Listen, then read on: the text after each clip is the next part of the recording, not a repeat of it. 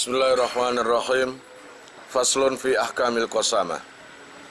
Faslun utawi iki iku fasal suci fi ahkamil qasamati ing dalam jelasake hukume sumpah. Wa ya utawi qasama iku aimanud dimai, pira-pira sumpah sebab mateni. Fasal ini menjelaskan hukumnya sumpah yang terdapat di dalam kasus pembunuhan. Wa idzak tarona lan arikalane bebarengan bidakwat dami kelawan Allah ya Rabbi ya Karim pengakuan mateni. Apa lausun bukti bimusallasatin kelawan sak kang den titik. Wa huwa utawi laus lughatan ing dalam cara lughate iku adhafu makna apes. Jika ada bukti bersamaan dengan tuduhan. Nah, bukti itu secara syariat itu apa? Lughatnya. Namanya laus atau bukti. Bukti ambil saksi saja loh. Kuat mana? Saksi. Ya, kuat saksi.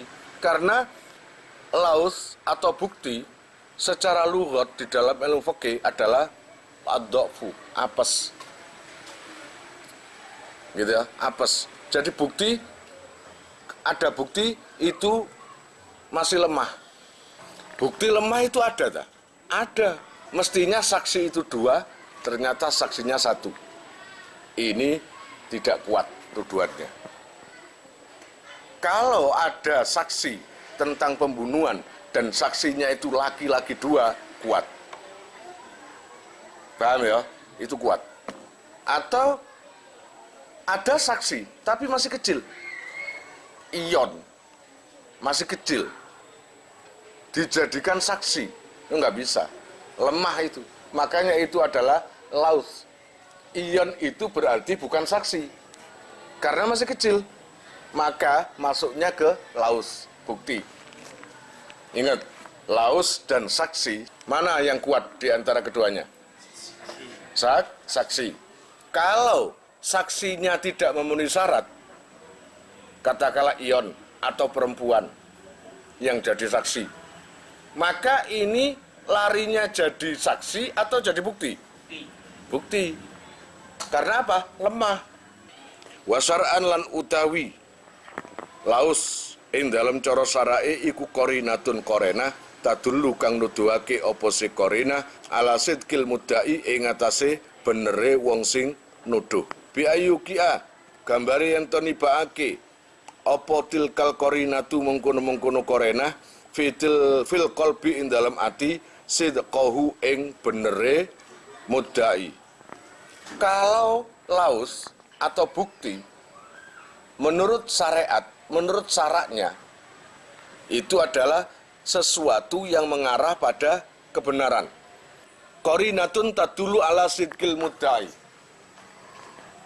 Laus secara syariat adalah satu perkara yang bisa mengarah kebenaran si penuduh. Nah, gara-gara laus, bukti yang kamu berikan, hati si hakim tadi mengarah terhadap percaya.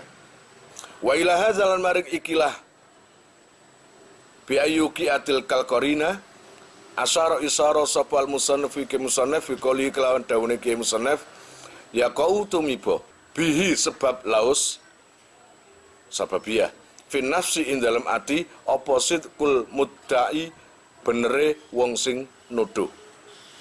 Nah, dengan adanya laus atau bukti itu tadi, maka terjadilah kepercayaan seseorang terhadap tuduhan itu. Karena ada bukti, walaupun itu lemah. Iya apa enggak? Kalau si fulan mati di daerah musuh, kemudian ada indikasi tuduhan bahwa orang kampung itu yang menuduh, itu enggak salah juga. Iya apa enggak? Enggak salah juga. Logikanya pantas enggak? Nosa umpamane kampungnya musuh dan dia dibunuh di situ. Logikanya ada kan? Nah, berarti lemah itu tuduhannya. Benar mengarah ke kebenaran si penuduh tapi belum tentu benar.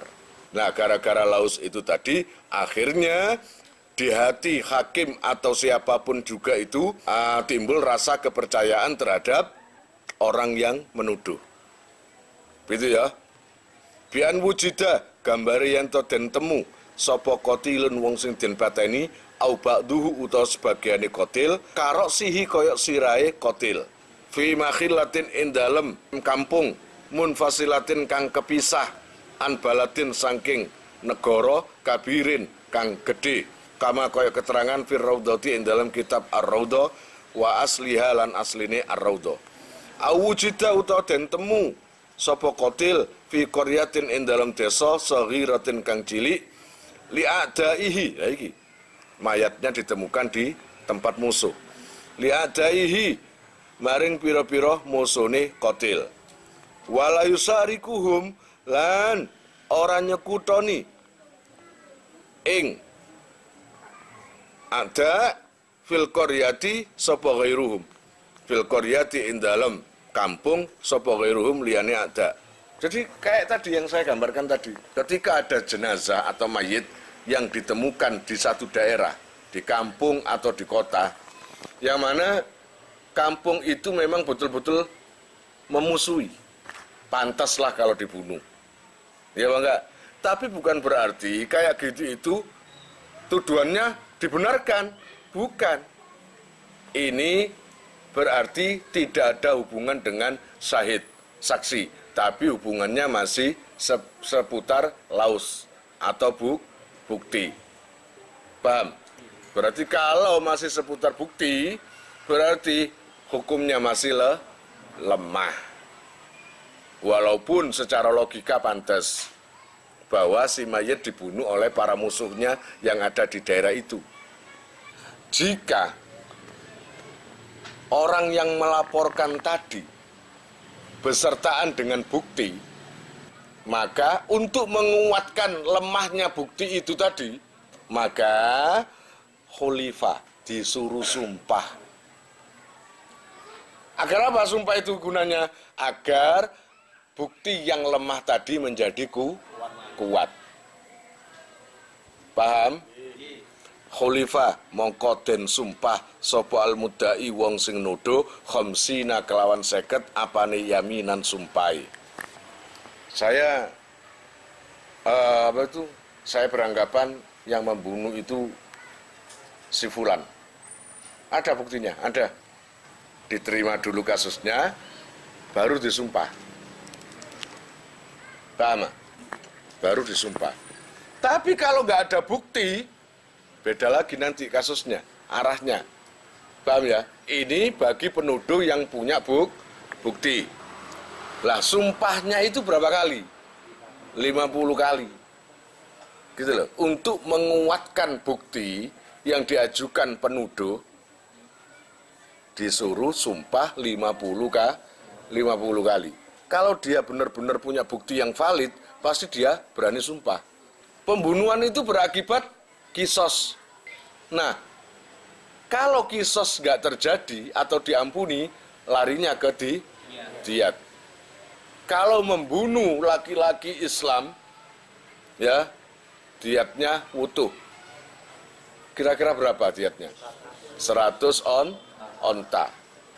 Wala yustaratu lan ora den syaratake apa mualatuha nuli-nuline khamsin alal madhabi ing atase miturut madhab tegese Imam Syafi'i. Kalau takhallala lan lamun nyela-nyelani bainal aimani ing dalem antarane sumpah apa jununun gendeng minal khalifi saking wong sing sumpah au irmaun utawa ayan-ayanan minhu saking al khalif bana mongko nerusake sapa si al khalif ba'dal ifaqati ing dalem sawuse waras alama ing atase perkara madha kang wis kliwat apa sima minha saking aiman illam yu'zal lawun ora den pecat sapa al-qadhi hakime alladzi waqat kang tumiba apa al-qasamatu sumpah indahu ing dalem ngarsane qadhi fa inuzila mongko lamun den pecat sapa qadhi wa wallalan apa merintahi sapa ghairuhu liyane qadhi wajib mongko wajib apa istinafuha ngawiti qasamah sumpah tadi bagi penuduh agar tuduhannya itu semakin kuat, tuduhannya menjadi kuat, harus disumpah. Dan sumpahnya itu namanya sumpah khamsin. Artinya apa? Sumpah berapa kali? 50 kali. Dan itu tidak disyaratkan berurutan. Terus sampai 50 enggak. Bisa saja 25 istirahat, 25 lagi istirahat, bisa. 2 istirahat, 10 lagi, kemudian 10 lagi, itu bisa. Ada sela-selanya juga bisa. Ya Bang enggak? Kalau seumpamanya di sela-selani gila, penyakit gila, dia itu memang punya penyakit gila, bersumpah baru dapat 25, penyakit gilanya datang, maka biarkan dulu. Nanti tunggu sembuh, ketika sudah benar-benar sembuh, lanjutkan sumpahnya. Tadi kurang berapa sumpahnya? Kurang 25. Nah, atau begini, ketika tuduhan itu tadi, dapat sumpah, kamu sumpah 50. Iya Pak, saya berani sumpah. Disumpah, ketika sumpah dapat 10 kali, sidang dihentikan. Katakanlah hakimnya itu bernama Rizki. Karena capek, sidang dihentikan, ditunda minggu depan. Paham? Hari ini hari Minggu, berarti diteruskan besok Minggu. Ternyata si hakim Rizki itu ada skandal. Entah itu skandal lapolah nggak tahu, akhirnya dipecat. Dipecat jadi hakim. Yang tadinya masih ngurusi kasus ini tadi, dapat separuh, dipecat. Paham? Akhirnya datang waktu Minggu meneruskan sidang itu tadi. Apakah orang yang menuduh tadi, yang sumpah 50, melanjutkan yang 25, atau mengawali lagi? Karena hakimnya sudah berubah. Harus mengawali lagi. Wa idza khalafa lan ari kalane sumpah sapa al mudda'i wong sing dakwah, istahaqqa mongko ngekhai sapa se mudda'i adiyata ing diat. Wala taqau lan ora tumiba apa al-qasamatu sumpah fi qat'i tarafin ing dalem masalah mutilasi atau ngetok anggota badan. Kita bahas penuduh yang disuruh sumpah itu tadi karena untuk menguatkan tuduhannya, buktinya itu. Akhirnya sumpah berapa kali? 50 kali, dilanjutkan, sumpah dilakoni. Nah, ketika sumpah itu sudah dilakukan sempurna, maka hukum diat baru ada. Kalau sudah sumpah, betul-betul terjadi pembunuhan, dan kalau yang dibunuh itu adalah orang Islam, maka dendanya 100 onta, berikan pada keluarga korban atau siapalah gitu ya. Nah, sumpah 50 itu tadi hanya berlaku pada bab pembunuhan. Tidak dianjurkan, bukan.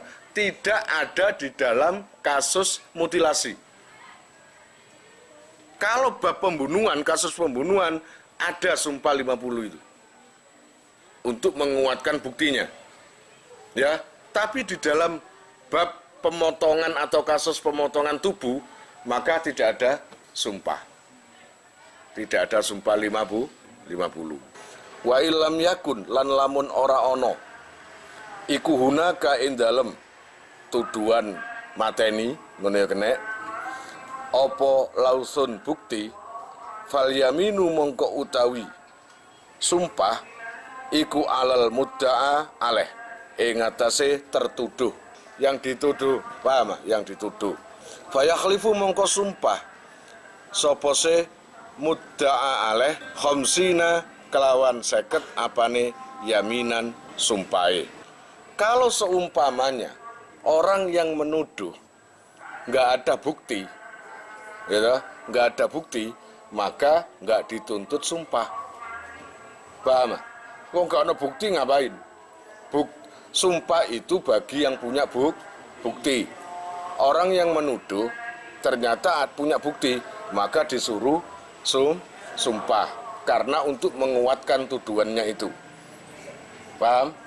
Nah, kalau tidak punya bukti, maka sebaliknya. Apa sebaliknya? Tidak disuruh sumpah, tapi yang disuruh sumpah adalah yang dituduh. Kalau yang dituduh itu berani sumpah 50, maka batal sudah tuduhannya itu. Artinya bebas. Wala qatili nafsi, lan iku wajib ing atase pembunuh awa-awaan. Tegese mateni jiwa, mateni menungso. Al muharramati ngene ya. Kang den haramake amdan kelawan sengaja au khotoan utawa luput au sibha amadin au sibha amdin utawa serupa nejo. Kafaratun khabar muqaddam mubtada muakhar. Mubtada sing diakhirno. Kafaratun utawi bayar kafarah bagi pembunuh jiwa, pembunuh orang yang diharamkan, muharramat yang diharamkan, baik itu secara sengaja atau karena kesalahan atau semi sengaja, gitu, maka bayar kafarah. Walau kana lan lamun ono sapa alqatilu wong sing mateni iku sobiyan bocah cilik au majnunan utawa wong gendeng, fayutiku mongko merdekaake sapa alwali wali anhuma atas nama karune sobi lan majnun mimalihima saking bondone sobi lan majnun pun. Kalau pembunuhnya itu anak kecil, kalau memang walinya, bapaknya anak kecil itu hidup di zaman dulu, punya budak, maka dendanya adalah, kafaratnya adalah membebaskan budak. Artinya begini, kalau sekarang masih ada budak, maka orang tua anak kecil itu tadi disuruh mengeluarkan uang untuk membeli budak, lalu dimerdekakan. Bukan dibeli, kemudian dipekerjakan, bukan. Habis dibeli, dibebaskan. Dari uang siapa? Uangnya anak kecil itu. Nah, kafarohnya itu gimana? Kafaroh membunuh orang yang diharamkan. Wal kafaratu lan utai kafaroh iku itku rokobatin bebasake budak mukminatin kang iman salimatin kang selamat minal uyubi saking piro-piro cacat al mudirroti kang bahayai ayil mukhillati ketegese kang nyacatake apa se uyub bil amali kelawan penggawean wal kasbi lan tegese penggawean. Kafaro adalah membebaskan budak, yaitu tadi beli kemudian dibebaskan. Nah, beli budaknya itu jika kamu budak perempuan yang Islam, perempuan mukminah. Jadi itku rokobah mukminah. Membeli budak kemudian dibebaskan. Gitu loh. Allah ya Rabbi ya Karim, yang mana budak yang dibebaskan itu atau yang dibeli itu harus budak yang tidak cacat, yang bisa bekerja, jasadnya wutuh, bisa bekerja dan bisa mengerjakan apapun lah. Nah, kalau semuanya budak zaman sekarang nggak ada, apa nggak ada gantinya? Ada. Fa'ilam yajid mongko lamun orang nemu sapa si qatil, si pembunuh tadi nggak menemukan budak. Ha ing Allah ya Rabbi ya Karim rokoba. Ya akhirnya opo fasyamu fa'ilam yajid fasyamu sahra ini mongko poso 2 wulan. Mongko wajib poso 2 wulan. Kalau nggak bisa menemukan budak, nggak bisa memerdekakan budak, sebagai gantinya adalah puasa 2 bulan. Dan itu nggak bisa terpisah, harus nyambung terus. Paham ya?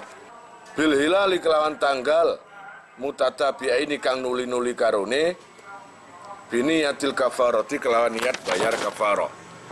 Ngoten. Jadi terus oleh 40 dino kok gagal baleni maning. Oleh 60 dino, oleh 50 dino kok batal baleni maning sampai 2 wulan.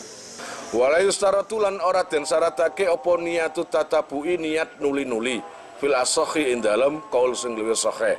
Enggak ada kewajiban niat berterusan. Berterusan wajib tapi niat gak wajib. Ngerti maksudnya? Niat tuh ae poso bayar kafaroh. Wis, gak usah adik berterusan, gak perlu ngono. Pokoknya niat aja. Niat aja puasa 2 bulan berturut-turut, harinya juga urut. Terus gak wajib apa itu? Diniati. Fa'in ajaza mongko lamun apes sopo al mukafiru wong sing bayar kafaro an saumi sahraini saking poso 2 wulan liharomin krono pekun aulahi kohu utawa tetemu ing mukafir bisaumi sebab poso opo masakotun rekoso sadidatun kang banget au khofa utawa kuatir sapa se mukafir ziyadatal maradi ing tambahi lara. Nang ngoten kafaro mongko mbayaro kafaro sapa se mukafir bi'it amisitina kelawan aweh pangan sewidak utawa wong sewidak apane miskinan wong miskine au fakiron utawa wong fakire. Yadfa'u kang aweh sapa sing mukafir likulli wahidin maring saben-saben siji minhum saking sitin swidak niku mudan ing sak mud min ta'amin saking panganan yujazi'u kang nyukupi apa se ta'am fil fitrati ing dalam zakat fitrah wala yut'imu lan ora oleh awe pangan sapa se mukafir kafiron ing wong kafir au wala hasimian lan ora oleh ing Bani Hasim wala mutallibian lan ora oleh ing Bani Muthalib. Jadi seumpamanya kafaroh menurut kamu itu puasa 2 bulan berat, ya toh? Terasa berat itu terkadang liharomin karena orangnya itu tua, sangat tua. Pekun, ngono ya, karena pekun. Aulahikohu bisaumi masakotun sadida. Kalau puasa sangat payah, isok lemes sawayu. Akhirnya nggak bisa bekerja apa-apa. Au khofa ziyadatal marad. Kalaupun puasa selama 2 bulan, yang ditakutkan penyakitnya akan kambuh, sakitnya semakin parah. Entah itu sakit emah atau apa, semakin parah. Oh, kalau gitu memerdekakan budak bebas karena nggak ada budak. Kemudian ganti puasa 2 bulan, nggak apa-apa, nggak kalau memang banyak kekhawatirannya itu tadi. Alternatif yang terakhir adalah memberi makan 60 orang miskin atau fakir. Yang mana setiap 1 orang 1 mud. Ya, kemarin 1 mud itu berapa kira-kira? Ya, perkiraan 7 on. Kalau 7 on kali 60, kira-kira berapa? Ya, 52 kilo kan? 42 kilo. Nah, ringan. Yang mana bahan pokok yang dipakai bayar kafarat itu berupa sesuatu yang bisa dikeluarkan untuk zakat fitrah. Nah, itu apa? Beras, gitu ya. Cuma beras yang kamu miliki itu tadi tidak diperbolehkan memberikan makan untuk orang kafir. Harus cari orang fakir miskin yang betul-betul Islam. Kemudian tidak boleh bagi keturunan Bani Hasim, keturunan Kanjeng Nabi. Kemudian Bani Muthalib. Gitu ya. Kalian jika mau nomor HP kalian tak simpan di memori HP saya, SMS aja ke nomor saya dengan mengetik nama asal, itu aja. Nanti saya save. Lalu nanti akan terhubung ke WA saya. Insya Allah akan ada pemberitahuan perkembangan tentang NR atau ada video baru atau apa, biasanya saya umumkan di status WhatsApp ya. Buat para donatur, saya sangat terima kasih. Insya Allah barokahnya, manfaatnya akan sampai pada kalian dan menjadi jariah nanti. Dan akan lestari terus sampai kalian meninggal itu nanti. Jangan khawatir, nama kalian tidak akan saya lupakan.